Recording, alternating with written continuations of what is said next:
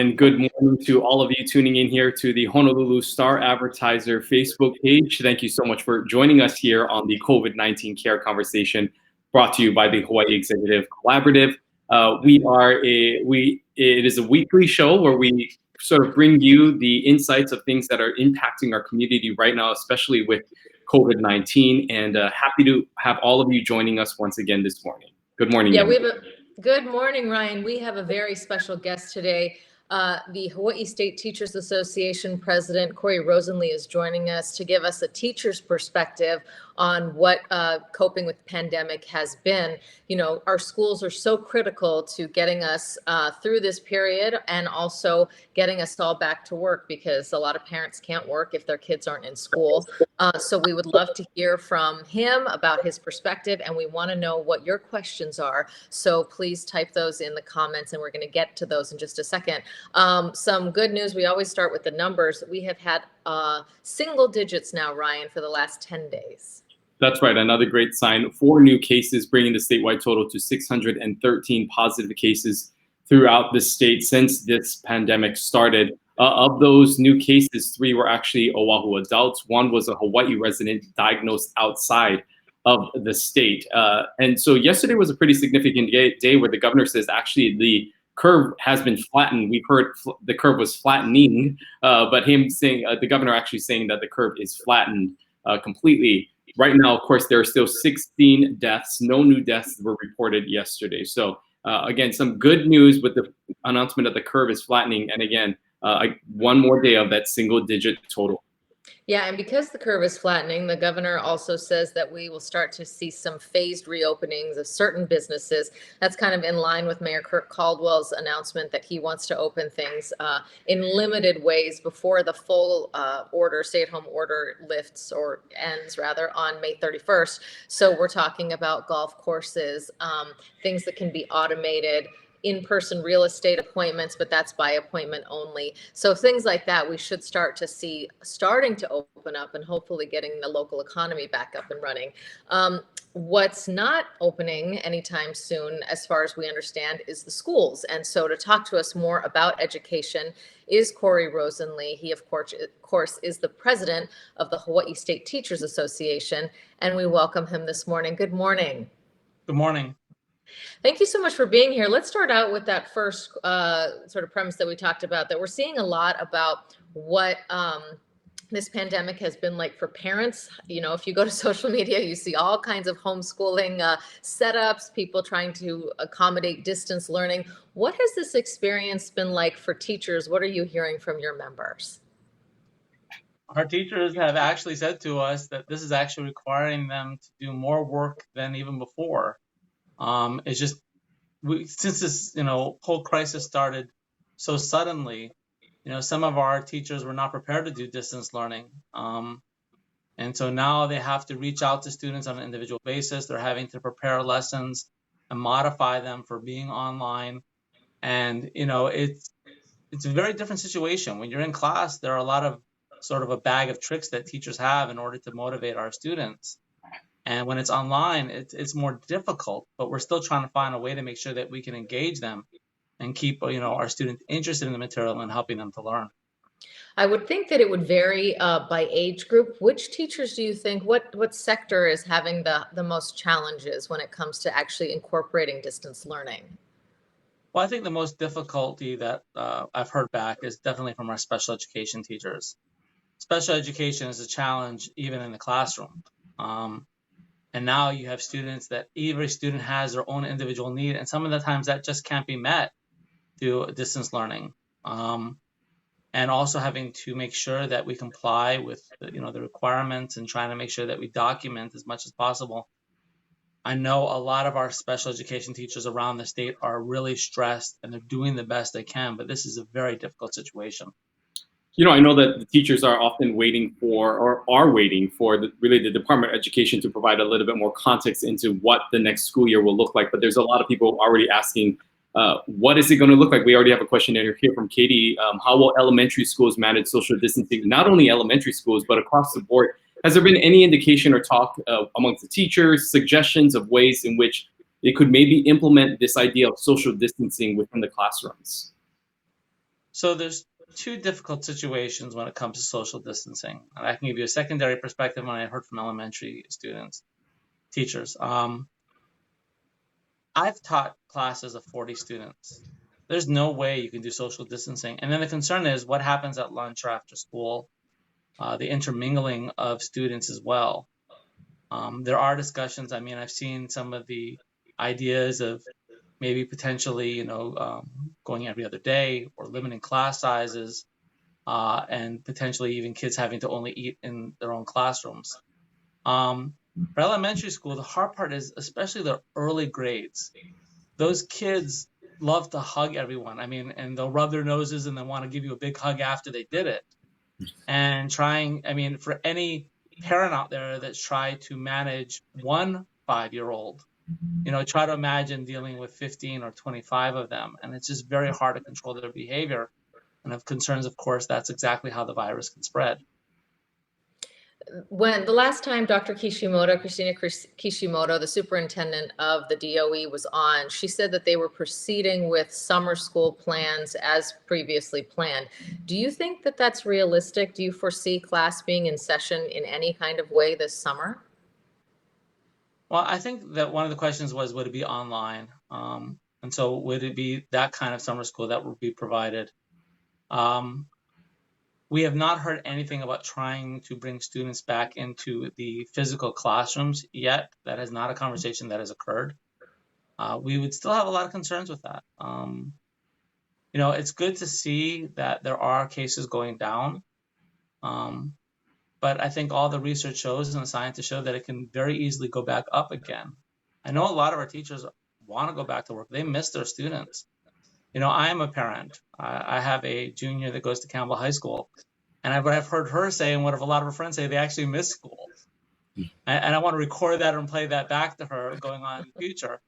But I think a lot of our kids miss the environment of school and the teachers miss them. We'd all like to get back.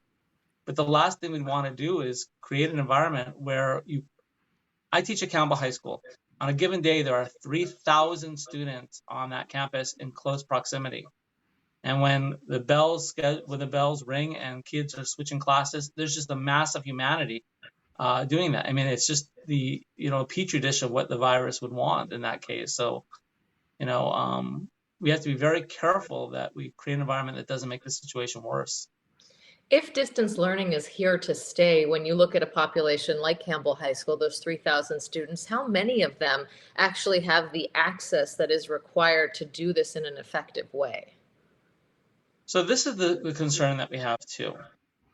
And I've had conversations with certain parents and they're like, I don't understand. My child's got a computer. We can help them. Why don't we just go online grading? Because don't forget, they are learning. It's just the grading is not there. Why can't we just do grading? And this is the message that we're trying to get out.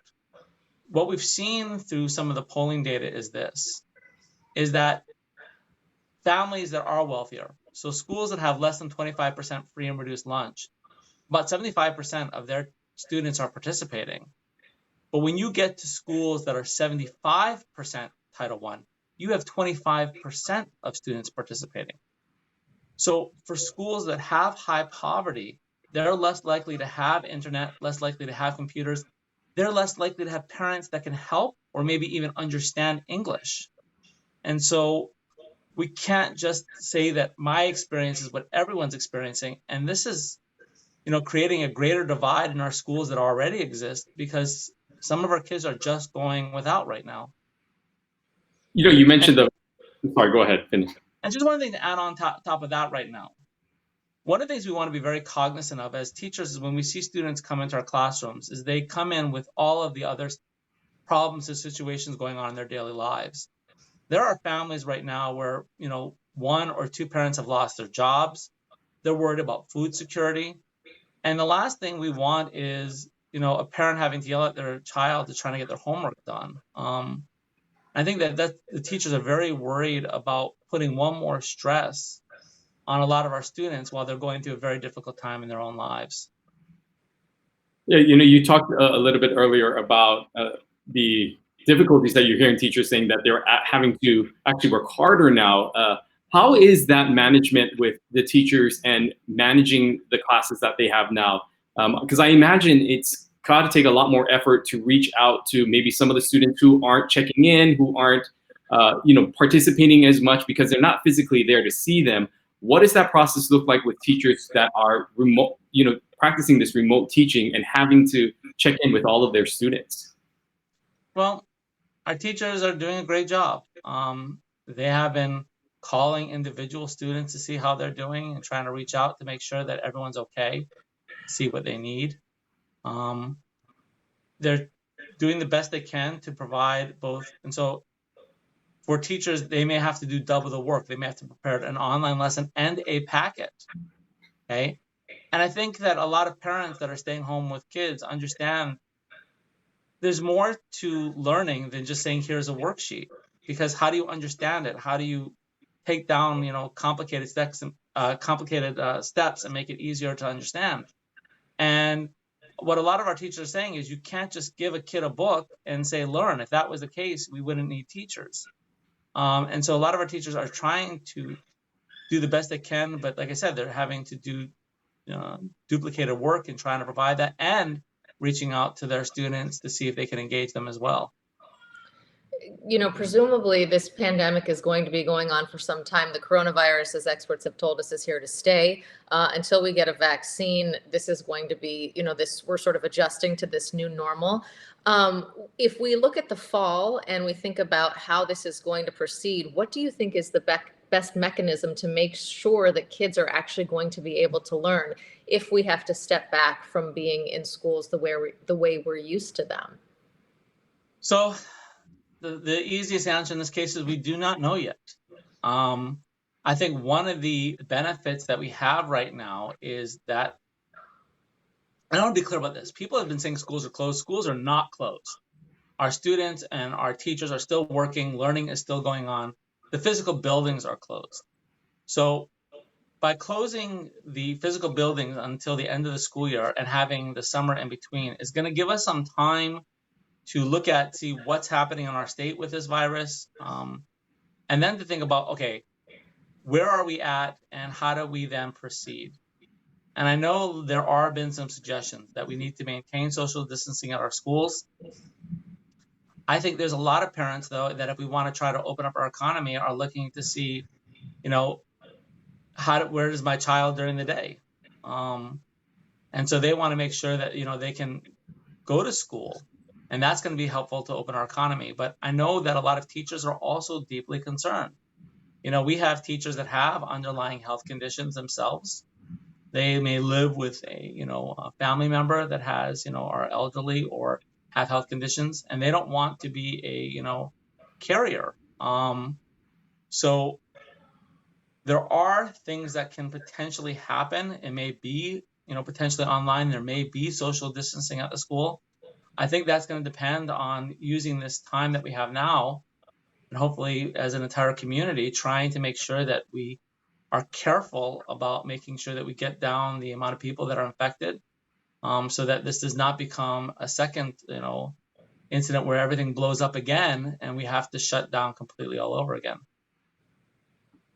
We are seeing some comments coming in, and people obviously have a lot of opinions on how schools should manage. What is the HSTA doing maybe to communicate with teachers to kind of get maybe their comments, their insights? Because I imagine there's a lot of teachers who are sharing their ideas, their thoughts with the union and trying to see what best practices to move forward. What are some of the things that you folks are doing to maybe make sure that those comments are being heard and being delivered to those that need to hear it? Well, the first thing is this: we cannot open schools if we do not have teachers.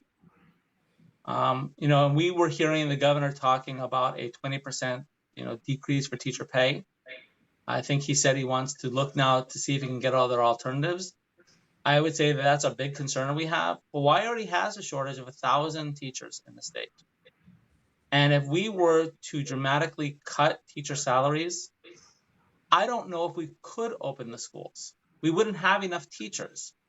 A lot of our veteran teachers potentially would retire. A brand new teacher, so an unlicensed teacher in Hawaii right now makes about $36,000 a year. A 20% pay cut that teacher would make $29,000 a year. No one can afford to live on that as a teacher. And I'm not sure that we would have enough teachers to open our classrooms. So if you ask right now, I would love to be able to just focus on those things. When that news came up just recently, that took a lot of our attention away. And that's sort of what we're trying to make sure that we focus on. At the same time, supporting a lot of our teachers. There's a lot of changes going on. How do we handle graduation? How do we handle final grades? What do we do with seniors that are not graduating? How do we handle teacher evaluations? I mean, everything's being done new. And I can tell you, our teachers are stressed. They're stressed. I mean, they're trying to do the best that they can. And it feels like every day there's a new thing happening where all of a sudden they have to adjust to. So HSD has been working closely with the DOE. We've been having constant communication with them. We've been trying to have regular communication with our members so that as best as we can, that if we can work with the department to get out information to our teachers, then there's less stress on them as well. I don't think that's me. I don't know who that is. I don't know who That's that the is reality either. of being at home, right? I want I to was ask just, you it goes about. back to the days of the teacher, right? I wanted to ask you about something that you just mentioned, which are those high school seniors who may not have the requirements to actually graduate this year. What is your concern for them? I know that there's been some talk about worrying that the kids would essentially drop out. What is your concern for those folks? So we've been asking our teachers to try to work with the seniors to be able to give them the ability to graduate. But one of the things that is, I taught seniors for years. And, you know, even in the best circumstances, sadly, some people just don't come to school or don't do their work. And that's one of the things, you know, we have to focus on too, is that there's less likely to be participation right now. And so if there are seniors that potentially were not passing in the third quarter, teachers are trying to work with them and giving them an opportunity to pass. Now, whether they're going to actually do the work is something else. So there's trying to give credit recovery options as well, to give as many opportunities for seniors to find this. Our teachers across the state are also working with students potentially that were failing in the third quarter and giving them opportunities. But one of the things that we have to be cognizant of, and people assume this, and I know it's not true, not all of our teachers have computers and internet at home. And so it's not been easy for them to connect. I've had teachers that have to drive to the parking lot of their school just to be able to connect to the Wi-Fi and sitting in the parking lots trying to do their work. So, you know, we're all trying to be patient during this incident here to make sure that we can provide enrichment activities. But I'll tell you, it's not as simple sometimes as people think. What is the best way that we as a community can help to support these teachers? I mean, the situation that you're describing is just hard to imagine, trying to take care of up to 40 kids in a classroom. And then you yourself, as you mentioned, may not have the resources. Maybe you don't have high-speed internet at home, having to do the packet and the online component. I mean, it just sounds like so much. So what can we do to help? You know, we've had amazing support during this. In fact, it's amazing to see the community coming together during this. And I was, you know, really appreciative that when the governor did propose those cuts, the amount of support we saw from the community, from legislators, from, you know, parents, and everyone just saying that the last thing they want is for potentially to lose their teachers. And I think everyone's been really good about working patiently with their teachers to try to work with this one. And there have been times where we've heard from a parent, oh, maybe my child's not getting this one. And we said, contact the teacher, work with them. And they have been. So I really like to say thank you to all of the parents out there, all the students out there that are really trying to make the best of a very hard situation. I want to know also, what is it going to take for teachers to feel comfortable to get back? Touching on something that you said earlier, given how overcrowded a lot of Hawaii schools are, do you foresee, you know, half days or alternate days, you know, students A through K last name go one day and then L through Z go the other day? I mean, what kind of strategies are you looking at? Because we need some kind of school this fall. So I think what this crisis has shown too is some of the underlying problems we've had in our schools for such a long period of time, that now all of a sudden it comes to a certain point and it just exposes how difficult it would be. And I'll point this out. So what happens when you have a lack of teachers? Well, if you have lack of teachers, you have to grow class sizes. So we have teachers that have complained for years about how many students they have in a class. I've had 40 students in a class. So even if, some people have talked about doing alternating days where only half of the students would come in on a certain day. Even if I had, say, half of my students, 20 students in that classroom, I'm still concerned they wouldn't be able to do social distancing. So we have to be able to find a way potentially to do social distancing at the school. There are ideas of that one. There may be modified schedules. There may be dealing with the situation of spreading out the kids. But then the next concern is, how do you deal with those parents? Because again, if you have to have your child, if you have to go to work and you have to leave your child at school, what are you going to do if it's every other day? So we have to look at other social programs to be able to help those parents that do not have that care to be able to help them as well. Well, we know that you are a busy man, and we really appreciate you taking the time to spend with us and to kind of give us insights and a view of what teachers are going through. So, Corey Rosenlee, we thank you so much, HSCA president, for joining us. Any final thoughts that you may have here on the show? No, again, just thank you to everyone during this whole crisis. I want you to know that the teachers of Hawaii are here for everyone. We want to help you with this crisis and be able to help your kids go through this very difficult time. And we just appreciate all the help that we've been getting as well. Okay, Well, thank you so much. Thank you so much for joining us. And we hope to check in maybe in a few weeks and get maybe an update and see what things are like, because this thing is changing every day. So we hope that you stay well and give our best to all the teachers. We really appreciate all the work that you and all of the teachers do for our students here in Hawaii. Aloha. Aloha. You know, Ryan, I thought he had a really good point there. We say that school is closed, but school is not closed. The physical buildings are closed, but those teachers, from what he's describing, working harder than ever to try to make sure that their students do not fall behind.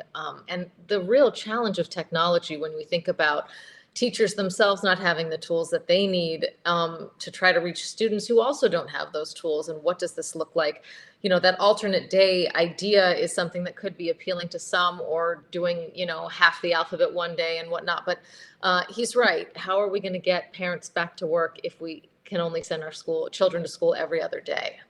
Yeah, and then also the dynamics of that's what's happening in the classroom, but how do you manage social distancing beyond the classroom, after school, during recesses, during lunch? I think there's a lot of questions that state officials are still having to tackle as we sort of figure out how to, you know, roll things out. And we're beginning to see more and more businesses open up. No doubt they're continuing to look at ways to see how the state can continue to move forward while also managing social distancing in places like classrooms. We appreciate all your comments today, and thank you for submitting questions. We know that there are so many questions around this, and, you know, Corey Rosenlee was very honest. He said, you know, in a lot of these cases, we just don't know. So we will continue that conversation with him. We want this to be an open channel of communication, so we will invite him back in a few weeks to get an update. We also want to talk about a few other headlines today. Scott Murakami was on Tuesday, and he talked about standing up that PUA, Pandemic Unemployment Assistance Program website. Good news, it's up and running. Now, this is different from regular unemployment benefits. Just as a refresher, the ULI program is something that employers pay into. It's basically an insurance program. So that is for people with a traditional W-2. This is something that is entirely different. This is for self-employed, independent contractors, gig economy workers, and freelancers. It is a way for them to access the federal benefits. They can't access state benefits because they haven't paid into that insurance program, but there are federal monies that are available. And so we invite you to go to pua.hawaii.gov and fill out one of those applications. It's basically a 2-week time frame now to figure out who's qualified, and then hopefully start to get payments out to those folks. Our understanding is that it's up to $600 a week from the federal government. Yeah, and important to know that this is sort of just the onboarding process, that the actual claim and the filing is not going to be happening for a few more weeks. This is sort of just to kind of put your name in there. Find out, one, if you qualify for this level of this unemployment benefit. And it's also important to note that many people have already submitted that claim through the old system, the state and the unemployment office is saying that you would need to go through this new pool website in order to sort of transfer over, because of the fact that like we said, these 1099 contracted workers are sort of in a different category, and that's why they're having to stand up this separate landing page. But again, make sure that you get in line and get going there. I think we also want to make mention that we will have Director Murakami back here on next week, Tuesday, to answer hopefully more questions, because we know that there are still a lot of questions out there about the unemployment benefits and the system that's currently taking place. And I see a comment here from Tony Gomes, who says that the website works. He used it yesterday, so we like to hear that. I know there was a lot of concern that this website would also be overwhelmed with applicants. So we'll be asking Director Murakami for an update there. Interesting to note that the Blood Bank of Hawaii is collecting plasma for COVID-19 treatments. This is part of a national trial that's going on.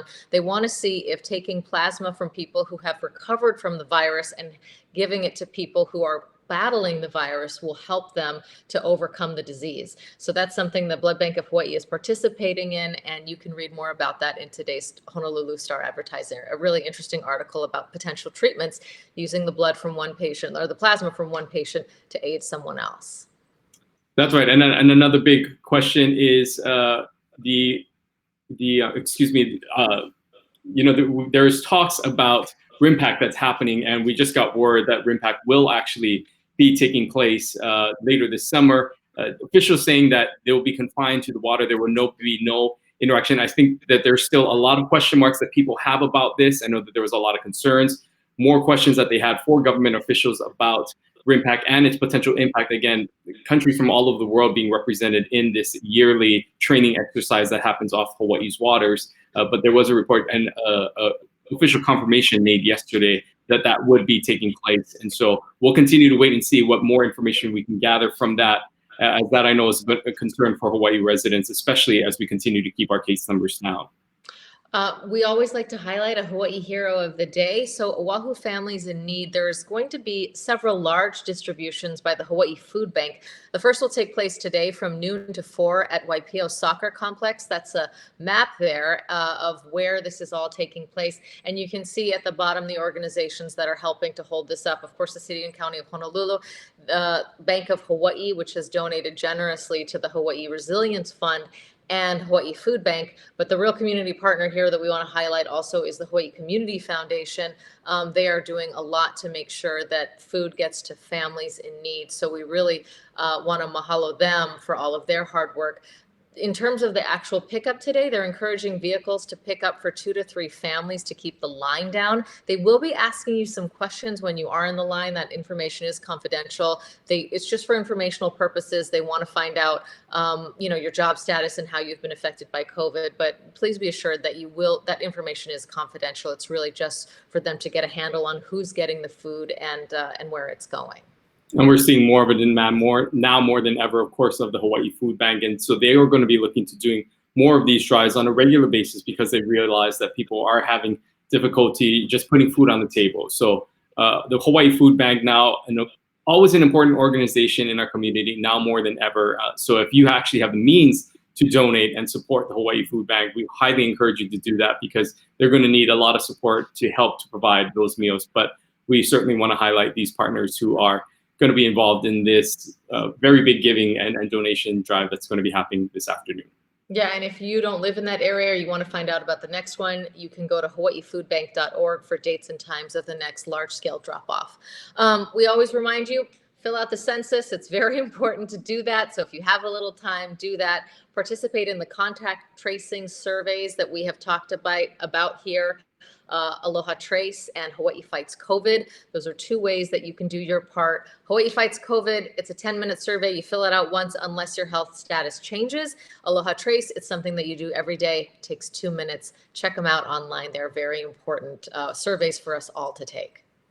That's right. And again, we're looking forward to a great show tomorrow. We're going to hear a little bit more about the numbers, focusing in specifically on how Hawaii has maintained this pandemic, and maybe some other scenarios of what things could have looked like, or could look like potentially with the second wave, but really going through and digging through some of those numbers. Yeah, Nick Redding from the Hawaii Data Collaborative is going to be joining us. And it's really interesting. I had a chance to talk with him a little bit yesterday. He's going to be presenting some numbers on the flattening of the curve. And like Ryan said, what could have been, what still could be. So that's really interesting to dig deep into the numbers and the other side of this pandemic, which of course is the economic side. He's going to be showing us some numbers about how many people have lost their jobs and what that means in terms of their financial security and what that means for the state more broadly. So please join us for that tomorrow. I think that'll be very interesting for folks to see. And again, next week, Monday, we'll be back with Governor David Ige, Tuesday, Director Murakami, and we'll also have Lieutenant Governor Josh Green joining us next week. So another full week ahead.